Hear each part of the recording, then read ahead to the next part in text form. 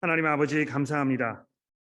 이렇게 귀한 날을 저희들에게 허락하여 주셔서 우리가 교회로 모이게 하시고 또 하나님의 말씀을 듣게 하셨으니 이제 주의 성령께서 친히 저희들의 선생이 되어 주셔서 이 말씀을 저희들의 마음 가운데 뿌려주시고 우리가 들을 귀를 허락하셔서 경청하며 겸손한 마음으로 듣게 하시고 믿음으로 주 앞에 나아가도록 우리를 인도하여 주옵소서. 예수 그리스도의 이름으로 간절히 기도합니다. 아멘. 의로움과 자비는 공존할 수 있는가? 좀 생뚱맞은 질문으로 들릴 수 있을지 모르겠는데요. 이 질문으로 오늘 설교를 시작해 보려고 합니다. 의로움과 자비는 과연 공존할 수 있는가? 우리 그리스도인들에게는 이 질문이 너무 뻔한 질문처럼 들릴 수 있습니다. 성경이 하나님을 소개하면서 하나님께서 의로우시지만 또한 자비로운 분이라고 분명하게 말씀하고 있고 또 이런 성경의 증언에 우리가 매우 익숙해져 있기 때문에 이것이 그렇게 별로 대수롭지 않게 들릴 수 있다는 것입니다. 그러나 이것이 얼마나 놀랍고 얼마나 획기적이며 눈이 번쩍 뜨이고 정신이 번쩍 드는 아이디어인지를 우리가 잘 한번 돌아보고 생각해 볼 필요가 분명히 있습니다. 우리가 이것을 놓치고 그냥 지나쳐 버릴 때에 결코 이것이 우리에게 득이 되는 일이 되지 않을 것입니다. 오늘 아침에 잠시 모든 것을 우리가 멈추고 하나님께서 의로우시지만 동시에 자비로운 하나님이시라는 사실에 우리의 생각을 집중해보고 거기에 깊이 묵상을 해보려고 합니다. 하나님께서 얼마나 놀라운 분이신지, 우리가 섬기고 있는 이분이 얼마나 대단한 분이신지, 또 우리가 그분을 알고 믿고 의지하며 그분 안에 소망하고 살고 있다는 것이 얼마나 대단한 은혜인지를 오늘 이 시간을 통해서 다시 한번 살펴보게 되기를 바랍니다. 여러분, 이 의로움이라는 것은 단순히 옳은 일을 추구하는 데서 끝나지 않습니다. 의로움이 온전해지려면 옳은 것을 추구함과 동시에 어떻게 해야 되겠습니까? 불의를 억제하거나 몰아내고 또는 불의를 저지른 사람을 벌하는 것이 동반되어야 할 것입니다. 불의한 일을 저지른 사람을 제지하거나 잘못한 것을 없던 일로 덮어두지 않고 바로 잡으려는 노력도 옳은 결정을 내리고 바른 일을 선택하는 건 못지않게 중요한 일인 것입니다. 그래서 비리를 눈 감아주거나 적당히 얼버무리고 넘어가는 사회에서 의로움을 기대하는 것은 아마 하늘의 별 따기처럼 어려운 일일 것입니다. 요즘에 그 한국의 정치 상황을 보면 여야가 할 것 없이 모두 서로 상대방의 어떤 그 비리를 들추어내고 그 대가를 치르게 해야 한다고 열을 올리는 그런 형국으로 치닫고 있는 것처럼 보이는데요. 이게 이제 어떤 결말이 날지 매우 흥미진진하지 않습니까? 지난번 미국 대선에서도 민주당과 공화당이 서로 상대방의 이 후보의 도덕적 결점과 또 그 사람의 그 사람됨에 의무를 제기하면서 서로에 대한 인신공격, 비리 이런 것들을 들추어내는데 모든 에너지를 다 소비를 하더니 똑같은 상황이 한국 대선 때 재현되어서 지금까지 계속되고 있는 것입니다. 적어도 제 눈에는 그 말 그대로 서로가 도토리 키 제기를 하고 있는 것처럼 보입니다. 물론 그런 일이 벌어질 수 없겠습니다만 이런 상황에서 여야가 극적으로 합의를 보고 나서 서로의 과거를 더 이상 묻지 말고 서로에게 관용을 베풀고 관대한 마음으로 없었던 일로 하자 이렇게 선언문을 발표했다고 한번 상상해 보십시오. 아마도 모든 정치인들이 온 국민으로부터 문매를 맞고 쫓겨나거나 온 나라가 그야말로 걷잡을 수 없는 혼란 속으로 빠져들게 될 것입니다. 그러지 않아도 정치인들의 그 비리에 치를 떨고 있는데 서로가 모든 것을 다 없었던 일로 하자고 협의를 하면서 그야말로 비리와 부정부패가 난무하는 무질서의 장이 되어버리지 않겠습니까? 적어도 이 세상에서는 또 한국의 이 정치 생태계에서는 의로움과 자비가 공존하는 것이 불가능한 것처럼 보입니다. 생각의 규모를 좀 줄여서 누군가의 그 비양심적이고 비도덕적인 불의로 인해서 나라는 한 개인에게 불이익이 생겼다고 가정을 해보십시오. 내 명예가 훼손되었거나 금전적인 피해가 발생했다거나 또 내 가족의 이 신변에 위험이 닥치게 되었을 때 가해자로 하여금 반드시 대가를 치르도록 만들어야 하는, 그래서 거기에서 이 자비를 생각하는 것은 너무 비현실적인 이런 일로 보이는 것입니다.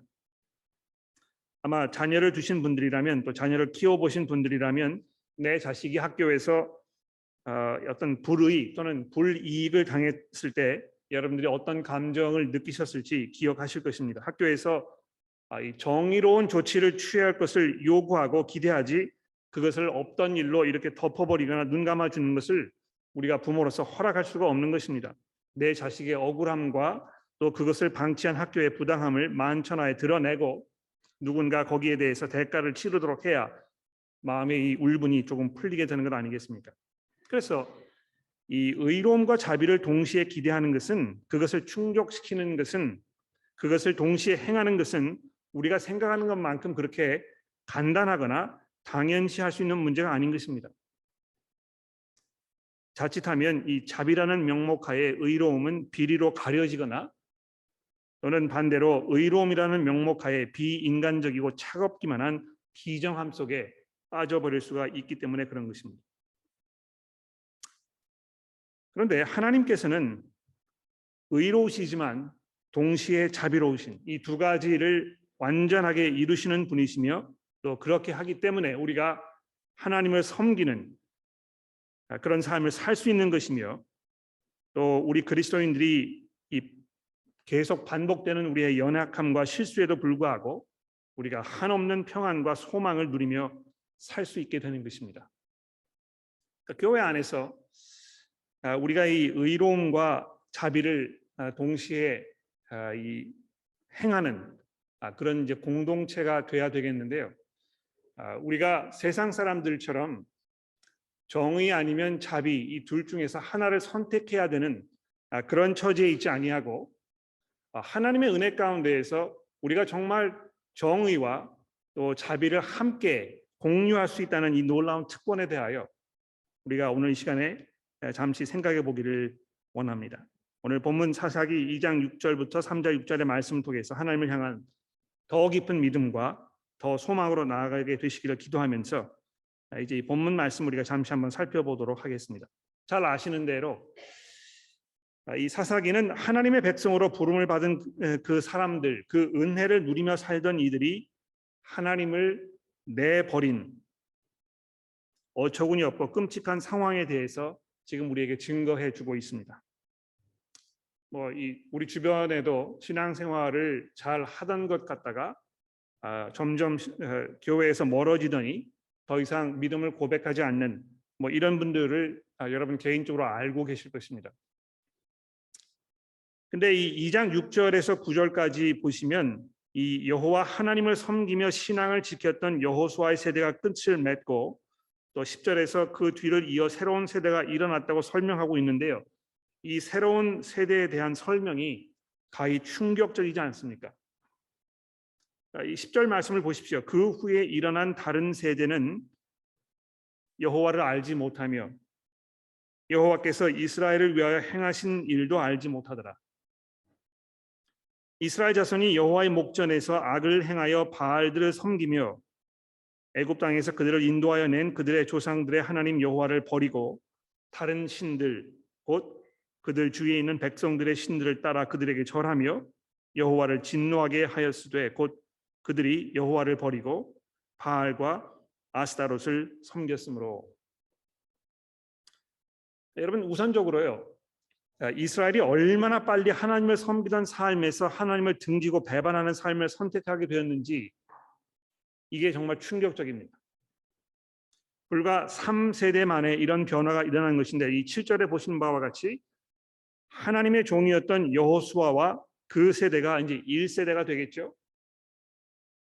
그리고 여호수아 뒤에 생존한 장로들과 그 세대가 그 2세라면 여호수아 시대 사람들의 이 손잡벌이 되는 그 다음 세대가 주를 이루었을 때는 이미 그들이 하나님을 저버린 것이다.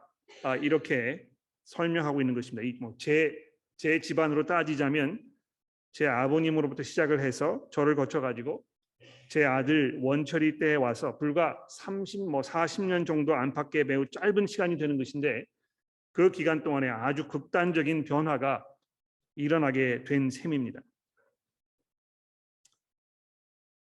뭐 10년이면 강산이 변한다는 이야기가 있지만 사람의 생각과 사회의 그 가치관 이것이 이렇게 변화되는데 그렇게 오랜 시간이 걸리지 않는 것입니다. 이 새로운 세대를 소개하는 이 10절의 말씀을 주목해 보십시오. 이들은 여호와를 알지 못하며 여호와께서 이스라엘을 위하여 행하신 일도 알지 못하였더라. 야, 이거 어떻게 이럴 수가 있을까라고 여러분 어처구니 없게 생각하실지 모르겠습니다만 사실 우리들 가운데에도 불과 3세대 만에 또는 많은 경우에 불과 2세대 만에 그 집안의 믿음이 사라져버리고 믿음에서 멀어진 경우를 우리도 종종 목격하지 않습니까? 남의 일이 아닌 것입니다. 이것이 지금. 사실 자녀의 신앙 문제에 대해서 언급하는 것이 매우 조심스럽고 신중을 기해야 하는 문제라고 생각을 합니다. 이 자리에도 보게 되면 이 자녀분들의 신앙 문제로 깊은 슬픔과 마음에 큰 짐을 안고 계시는 분들이 계시는 것을 제가 알고 있습니다.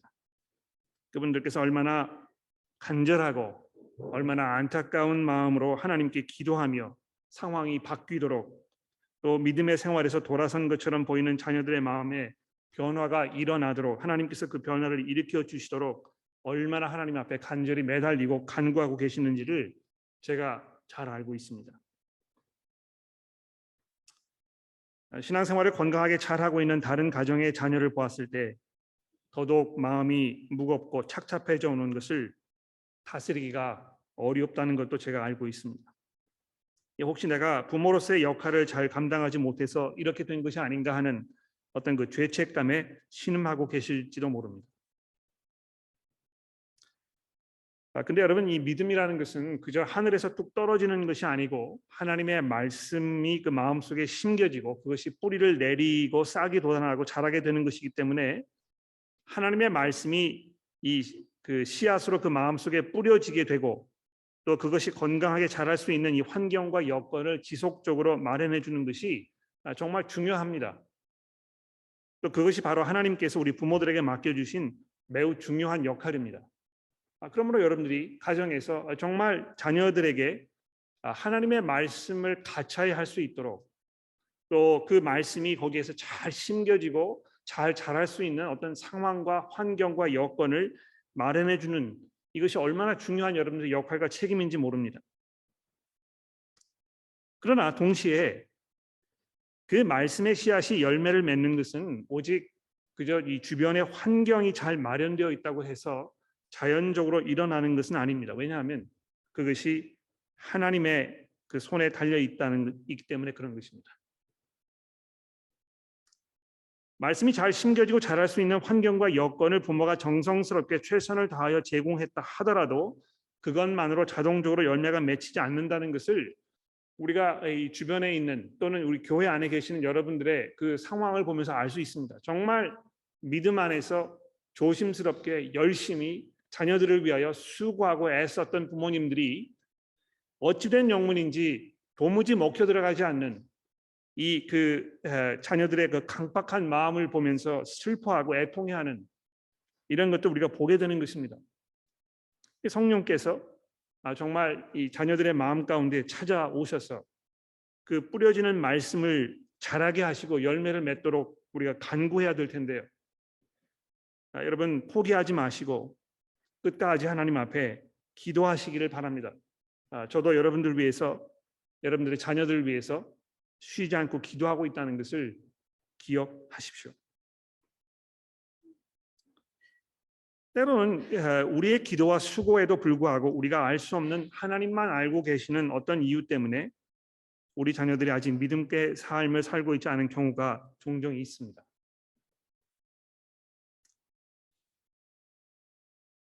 그런데 하나님께서 그들의 마음을 움직이셔야만 이 변화가 일어난다는 것을 우리가 기억하면서 우리가 정말 기도하는 일에 또 포기하지 않고 우리가 부모로서 경건한 삶을 살며 믿음의 이 복된 삶이 얼마나 훌륭한 것인가 몸소 체험으로 본을 보이는 삶을 사는 것이 우리가 해야 할 중요한 일일 것입니다. 근데 여러분이 오늘 본문에 등장하는 이 세대는 도대체 무슨 영문일까요? 왜 이렇게 된 것인지 우리가 질문하지 않을 수 없습니다. 한때 그 한국의 일본 과거사 왜곡 또는 부정 이런 것으로 인해서 한 일제 그 제품 불매 운동이 아주 막 불불 듯이 일어났던 때가 있었는데요. 그때 굉장히 유행했던 문구가 하나 있습니다. 역사를 잊은 민족에게 미래는 없다. 아주 그럴듯한 그런 문구가 있었는데 요즘은 뭐 잘 그렇게 들리지 않는 것 같아요. 과거의 뼈아픈 경험을 되새기지 않으면 배움이 없고 진전이 없다. 뭐 그런 의미로 아마 이해될 거라고 생각이 되고요. 또는 어떤 그 민족적 정신이나 가치관을 상실하면 그 민족이 이제 곧 망하게 된다는 어떤 그 민족주의적 구호로 들리기도 합니다. 근데 적어도 이스라엘에게 있어서 이 말은 사실이었습니다. 하나님께서 그 크신 능력으로 그들을 애굽에서 구원해 내시고 그들을 불러 모으시면서 그들에게 자신을 계시하시고 그들과 특별한 관계를 맺으시고 자기의 백성으로 삼으셨다는 이 사실 속에서 이스라엘은 자신들의 그 존재 이유와 가치를 찾고 이해할 수 있었던 것입니다. 내가 왜 살고 있는 것인가? 하나님께서 자기들을 위해서 뭘 하셨는지를 생각해내게 되면 자기가 지금 왜 이 땅에 살아야 하는지 살면서 해야 할 일이 무엇인지를 아주 선명하게 분명하게 깨닫고 이해할 수 있었다는 것입니다. 아주 분명한 삶의 목적 의식이 이 하나님께서 하셨던 그들을 위하여 하셨던 그 일 속에 분명하게 담겨 있었기 때문에 그것을 잊지 말라고 그래서 자손들에게 가르치고 설명하고 이거를 반복적으로 확인하고 그 안에 사는 삶의 그 복된 삶에 대해서 너희들이 스스로 그 본을 보이라고 하나님께서 누누이 이스라엘 백성들을 통해서 말씀하셨던 것입니다.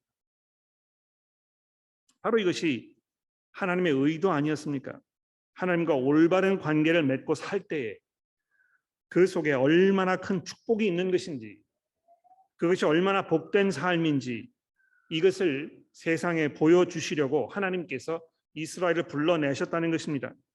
이스라엘에게 율법을 주셔서 그것을 지키고 살게 하시면서 하나님과의 올바른 관계 속에 사는 것이 구체적으로 어떤 것인지를 시범을 보이도록 하심으로 인하여 결국에는 이스라엘 백성들뿐만이 아니고 주변에는 모든 국가들이 이 하나님과 올바른 관계 속에 있는 그 복된 삶을 보고 배울 수 있도록 아주 특별한 역할을 이들에게 맡겼는데도 불구하고 이 새로운 세대가 그것을 다 잊어버렸다고 오늘 본문이 이야기하고 있습니다. 여러분 이 10절에서 13절을 이렇게 쭉 보시면 얼마나 적나라하게 이 참담한 상황을 설명하고 있는지 우리가 주목해 보게 됩니다. 그냥 간략하게 이스라엘이 우상 숭배의 죄를 범하였다 이렇게 기록을 했었어도 그 상황에 대한 충분한 증언이 되었을 것입니다. 그런데 그렇게 하지 아니하고 어떻게 되어 있습니까? 11절에 보십시오. 이스라엘 자손이 여호와의 목전에서 악을 행하여 바알들을 섬기며 애굽 땅에서 그들을 인도하여 내신 그들의 조상 하나님 여호와를 버리고 다른 신들 곧 그들 주위에 있는 백성들의 신을 따라 그들에게 절하여 여호와를 진노하게 하셨으되 곧 그들이 여호와를 버리고 바알과 아스타롯을 섬겼으므로. 이게 이제 계속 같은 이야기를 반복하고 있는 거예요. 그렇죠? 한 번도 아니고 두 번도 아니고 세 번, 네 번씩 계속해서 이들이 하나님을 버렸다는 것, 바알을 섬겼다는 것, 하나님을 배반하였다는 것,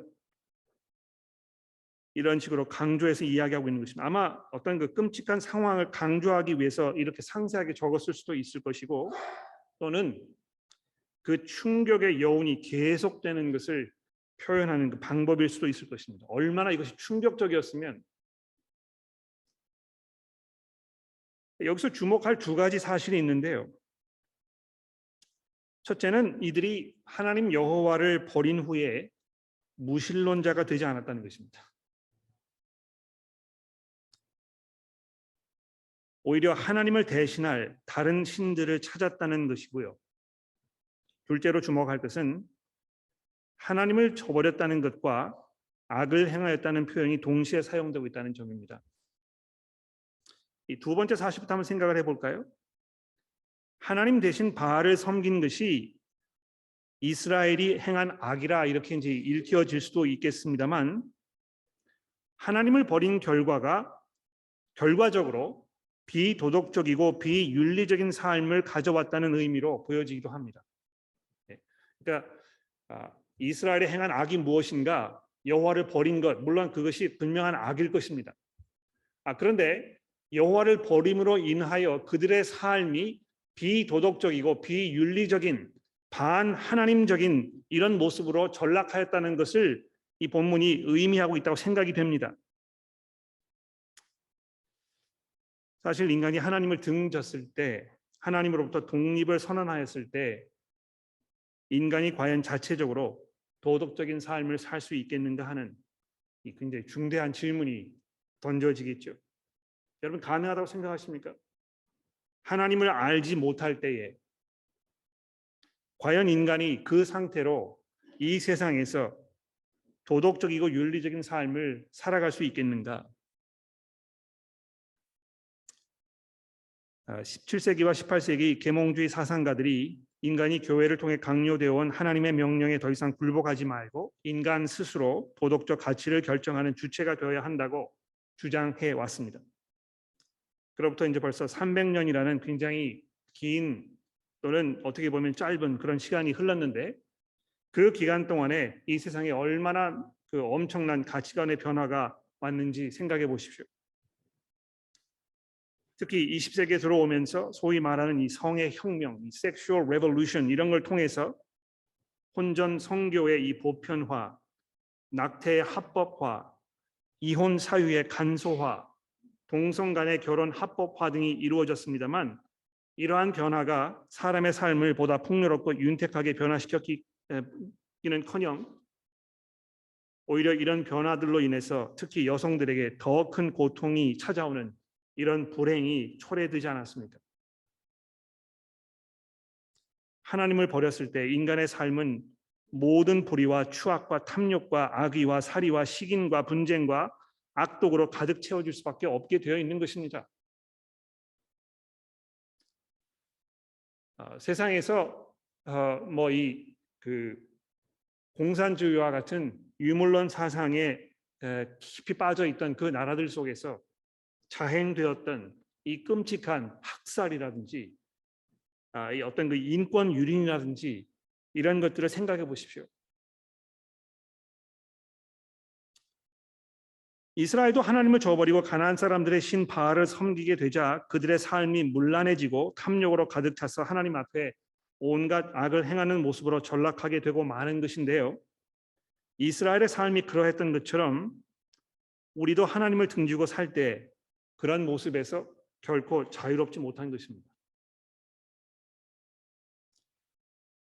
제가 아는 한 분이 그 시드니에서 이제 뭐 가장 부유하다고 이렇게 그 발표되는 노스쇼 한 지역의 학교에 교목으로 계신 분이 있습니다. 그분이 그 학교에 이제 다니는 학생들의 부모님들을 굉장히 많이 개인적으로 알고 계시는데, 뭐 그럴 수밖에 없겠죠. 학교에 교목으로 있으면 그 학생들의 삶에 얼마나 깊이 관여하게 되고 또 그 가정에서 어떤 일들이 벌어지는지에 대해서 누구보다 잘 알게 되지 않겠습니까? 어떤 그 물질적인 풍요 속에서 하나님과 정말 적대적으로 등을 지고 살던 이 사람들의 삶이 겉으로 보기에는 멀쩡한 것처럼 보이고 아주 풍요롭게 보이게 되어 있습니다. 많은 사람들이 거기 가서 살고 싶어하고 또 그런 그 풍요로움을 누리고 싶어하는 그런 욕심 가운데 살고 있는데요. 이 친구 목사님께서 하시는 그 말씀 들어보면 거기에 살고 있는 그 사람들이 얼마나 정신적으로 윤리적으로 타락하고 피폐하고 처참하게 비참한 외롭고 어지러운 이런 삶을 살고 있는지에 대해서 아주 충격적으로 목격했다고 저에게 이야기하셨던 것을 제가 기억합니다. 그럴 수밖에 없습니다. 어떻게 보면 놀랍지 않아요. 그래서 여러분 그 성경을 가지고 계시니까는요. 저와 함께 이 시편 106편의 말씀을 좀 잠깐 보시겠습니까? 시편 106편의 말씀인데요. 106편 34절 이하에 있는 말씀을 제가 한번 읽어보도록 하겠습니다. 시편 106편 34절입니다. 시편 106편 34절. 지금 이 가나안에서 이제 이 사사기 시대에 이스라엘 백성들의 이 삶에 대해 말씀하고 있는 것인데, 그들은 여호와께 멸하라고 말씀하신 그 이방 민족들을 멸하지 아니하고 그 이방 사람들과 섞여서 그들의 행위를 배우며 그들의 우상을 섬김으로 그것들이 그들에게 올무가 되었도다. 그들이 그들의 자녀를 악귀들에게 희생 제물로 바쳤도다. 무죄한 피 곧 그들의 자녀들의 피를 흘려 가나안의 우상들에게 제사함으로 그 땅이 피로 더러워졌도다. 그들은 그들의 행위로 더러워지니 그들의 행동이 음탕하도다. 그러므로 여호와께서 자기 백성들에게 맹렬히 노하시며 자기의 유업을 미워하사 그들을 이방 나라들의 손에 넘기심에 그들을 미워하는 자들이 그들을 다스렸도다. 성경이 이 하나님을 등지는 그냥 뭐 하나님을 포기하는 상태만 말하는 것이 아니고, 하나님을 포기한 후에 다른 신들을 쫓아 사는 이 삶의 이 피폐함에 대해서 아주 분명하게 증거하고 있다는 것입니다. 제가 그 두 가지 주목할 것이 있다고 말씀드렸는데요. 이 첫 번째 이제 주목할 것은 무엇이냐 하면, 사람들이 하나님을 버렸을 때 그냥 하나님을 버린 상태로 아무런 신 섬기지 아니하고 무신론자로 살아남아 있지 않다는 것입니다. 하나님께서 사람을 그렇게 만들지 아니하시고요.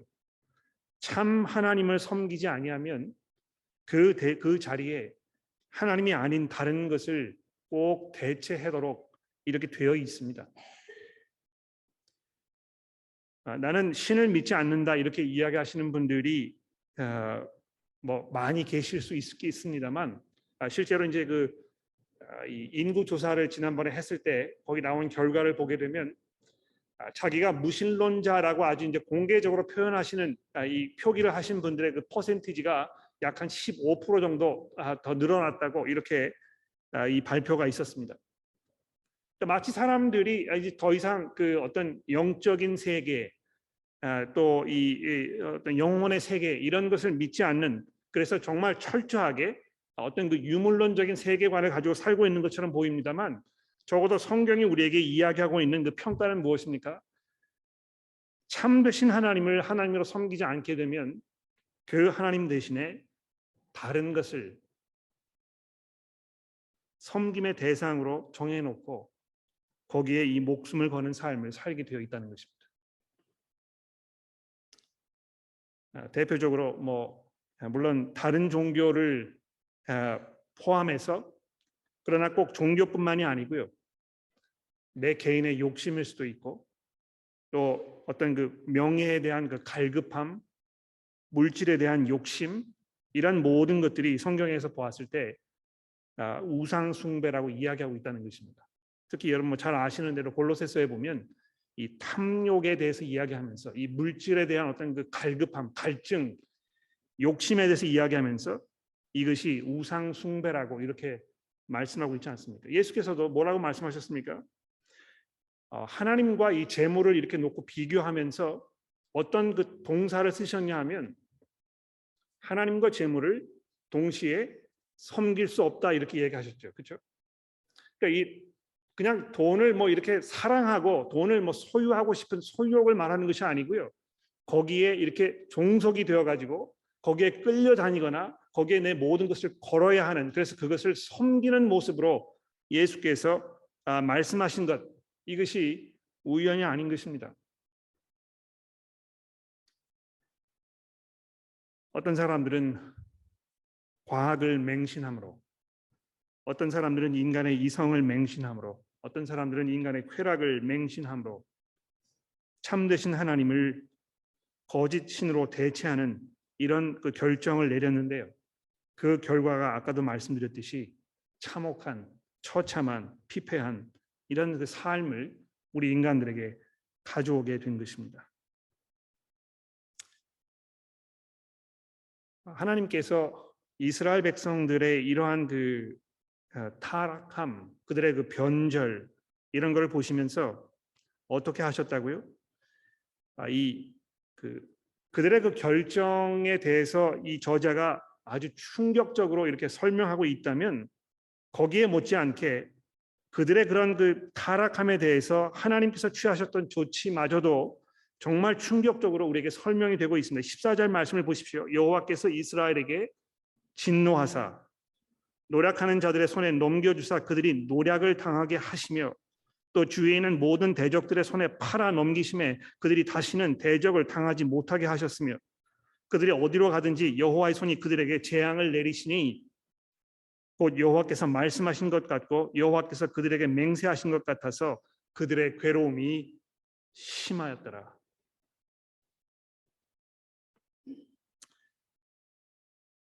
하나님께서 이 하나님을 등지는 이 인간의 이런 선택, 그들의 그 삶의 결정, 이것을 얼마나 심각한 문제로 생각하셨는지 우리가 여기에서 발견할 수 있습니다.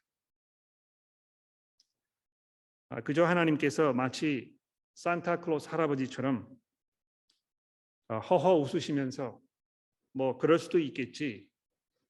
그냥 그 인간들의 어떤 이런 행위를 재롱쯤으로 생각해서 그냥 넘겨가시는 그러한 분이 아니신 것을 성경이 우리에게 말씀하고 있습니다.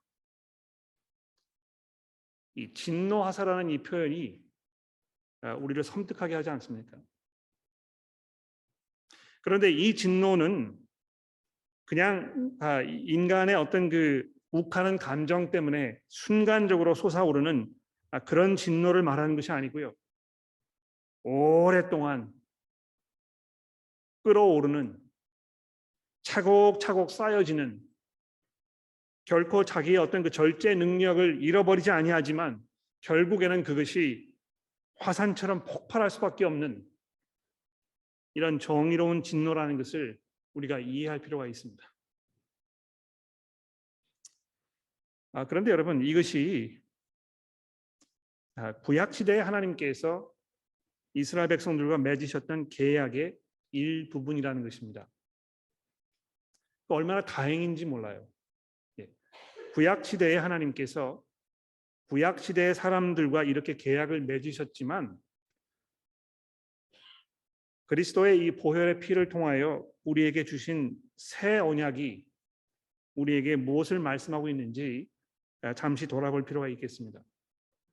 물론 신약 성경에서 분명히 예수 그리스도를 구주로 영접한 후에 시간이 지나서 그리스도를 부인하거나 또 그리스도 이외에 다른 것을 찾으려고 노력하거나 했을 때에 더 이상 그 죄를 사해 줄 수 있는 어떤 다른 방법이 없다는 사실을 이야기하면서 그것이 얼마나 위험한 일인지에 대하여 우리에게 분명히 경고하고 있습니다.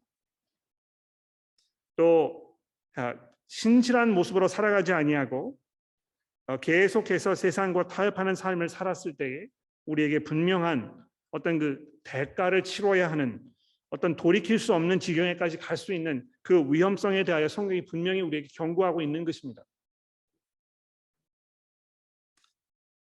근데 적어도 제가 봤을 때는요.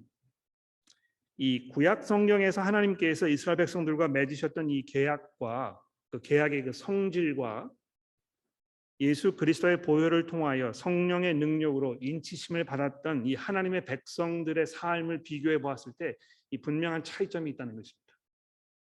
어떤 면에서 이 구약에서 맺으셨던 이 계약이 이룰 수 없었던 어떤 그 완전한 상태를 신약에 들어와서 성령의 능력으로 인하여 여러분과 저의 삶을 통해서 이 하나님의 그 은혜가 끊어질 수 없는 이런 상황으로 나아가도록 하나님께서 우리를 붙들고 계신다는 것입니다.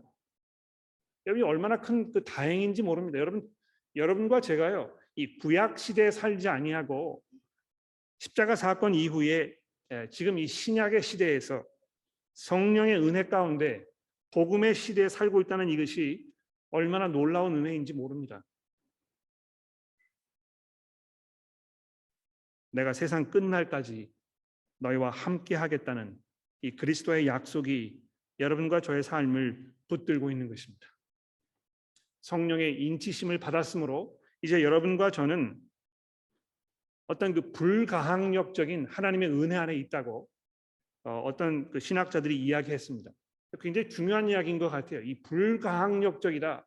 내가 거부할 수 없는 어떤 그 나의 힘으로 이것을 밀어낼 수 없는 이 하나님의 전폭적이고 강력한 그런 은혜 안에 우리가 살고 있다고 성경이 우리에게 약속해 주고 있습니다. 혹시 여러분들이 야, 이거 나도 참 이스라엘처럼 이렇게 막 좌지우지하고 우왕좌왕하다가 결국에는 나도 하나님의 진노 아래 놓이면서 이런 그 패가 망신을 당하는 이런 그 위험 속에 빠져들게 되는 것은 아닌가 염려하고 계신다면, 첫째로는요, 그런 염려를 왜 하시는지 모르겠고요. 둘째로 이 복음의 은혜 안에서 하나님께서 여러분들에게 하셨던 그 약속의 이 확실성, 이것을 계속 기억하셨으면 좋겠습니다. 그리스도께서 여러분들을 위하여 죽으셨으며 그 피의 그 보혈의 능력으로 말미암아 우리가 영원히 하나님의 인치신 바 되었다는 이 하나님의 약속을 우리가 기억해야 할 것입니다. 마지막으로 오늘 본문 속에서 이 자비로우신 하나님의 그 모습에 대하여 우리가 발견하게 됩니다. 아마 여러분과 제가 하나님이었으면 이들의 이러한 그 패역함, 그들의 그 무례함, 이들의 이 어리석음, 이 오만방자함, 이들의 이 불신앙, 이런 것을 이렇게 오랫동안 참고 인내하면서 그들에게 기회를 주지 않았을 것입니다. 우리 자녀들도 부모의 기대를 저버리고 계속해서 속을 썩이거나 문제를 일으키게 되면 폭발하지 않습니까? 너 이러려면 집에서 나가. 뭐 이런 이야기를 이제 우리가 순간적으로 하게 되는데요. 하나님께서 어떻게 하셨습니까? 16절에 보십시오. 사사들을 세우사 노략자들의 손에서 그들을 구원하게 하셨다는 것입니다. 여호와께서 사사들을 세우셔서 노략자들의 손에서 그들을 구원하게 하셨다. 18절에 보십시오. 여호와께서 그들을 위하여 사사들을 세우실 때에는 그 사사와 함께 하셨고 그 사사가 사는 날 동안에는 여호와께서 그들을 대적의 손에서 구원하셨으니 이는 그들이 대적에게 압박과 괴롭게 함을 받아 슬피 부르짖음으로 여호와께서 뜻을 돌이키셨으니거늘.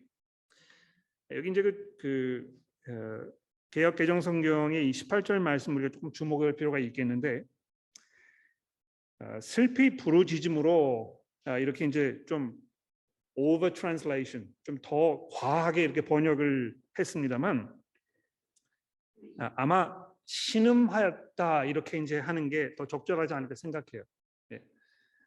뭐 이 하나님께 울부짖으면서 통회의 어떤 기도를 드리고 하나님의 어떤 도움 이런 것을 간청했다는 것이 아니고, 정말 그냥 그 자기 처한 이 상황이 억울하고 안타깝고 힘들고 그래서 눈물을 흘리고 신음했다는 것입니다. 아마 그 이 사사기서의 도입 부분에 이스라엘 역사를 이렇게 쭉 포괄적으로 설명하면서 이 부분에서 이들이 하나님께 울부짖었다 이렇게 표현하지 아니하고 괴롭게 함을 받아 이들이 그냥 신음하였다 이런 정도로만 설명해 놓은 이것이 굉장히 의미가 있다고 생각합니다. 물론 우리가 사사기서를 쭉 읽어보게 되면 이스라엘 백성들이 어려움이 생길 때마다 정신을 차린 것처럼 보이고 하나님께 돌아서서 회개의 기도를 드리면서 하나님의 도움을 요청했던 적이 수도 없이 기록이 되어 있습니다. 물론 어려운 상황 속에 있을 때 그것이 여러분과 저로 하여금 정신을 차리고 하나님께 돌아오는 어떤 그 종소리 역할을, 경고의 그 어떤 그 벨소리 역할을 분명히 하게 됩니다만, 그것이 이렇게 오랫동안 지속되지 아니하고 옛 모습으로 돌아가게 된다면 분명 그것은 참 회개는 아닐 것입니다. 우리도 그런 경우가 많죠, 그렇죠? 건강하게 살다가 갑자기 건강에 큰 이상이 왔을 때, 큰 무리 없이 살다가 급작스런 경제적 곤경에 빠지게 되었을 때, 그때 평소 하지 않던 뭐 이 성경을 읽기 시작한다든지, 뭐 교회를 갑자기 나오기 시작한다든지, 또 오랫동안 교회에 보이지 않던 분이 갑자기 교회에 나왔을 때 이분이 왜 이렇게 변화가 일어난 것인가, 우리가 좀 이렇게 돌아볼 필요가 있을 수 있어요, 그렇죠? 내가 이제 정신을 차렸다, 내가 이렇게 살면 안 되겠다는 걸 깨달았다, 이렇게 이제 이야기하지만 상황이 조금 개선이 되면 그냥 똑같이 예전의 모습으로 돌아가는 것입니다. 아마 이제 그런 상황을 여기 이제 표현하고 있는 것 같은데, 그럼에도 불구하고 그 다음에 이어지는 여호와께서 뜻을 돌이키셨다 하는 이것은 이제 왜 이렇게 번역을 한 것인지 제가 잘 이유를 모르겠습니다만 그냥 불쌍히 여기셨다는 것입니다. 하나님께서 이스라엘 백성들의 이런 그 곤경, 그들의 이 참 절박한 상황, 어떤 면에서는 상황이 좋아지게 되면 예전의 모습으로 돌아갈 것을 뻔히 아는 그런 상황인데도 불구하고 하나님께서 그들을 불쌍히 여기셨다는 것입니다. 저는 그 오늘 본문 말씀 이렇게 쭉 읽으면서 이 18절의 이 말씀이 가장 마음속에 와 닿습니다. 하나님께서 그들을 불쌍히 여기셨다. 바로 이 순간에 하나님의 정의와 하나님의 자비가 공존하게 되는 것입니다. 칼날같이 법을 지켜서 법대로만 행하는 법관이 아니시고 그 법이 요구하는 정의를 넘어서는 그것보다 더 큰 결국은 자비가 승리하는 이 하나님의 왕국의 이 법칙을 생각해 보십시오.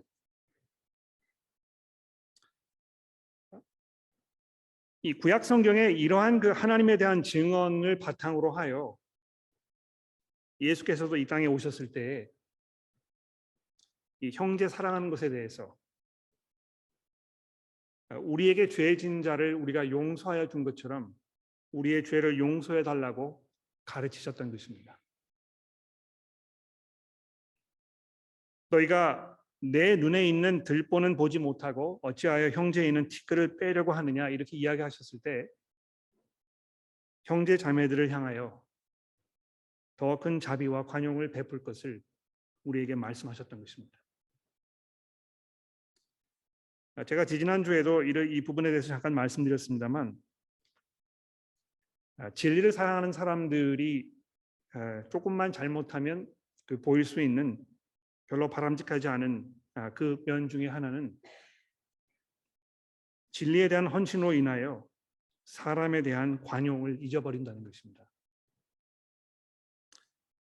그러나 예수께서 이 땅에 오셨을 때 하나님의 진리를 선포하시면서 어떻게 하셨습니까?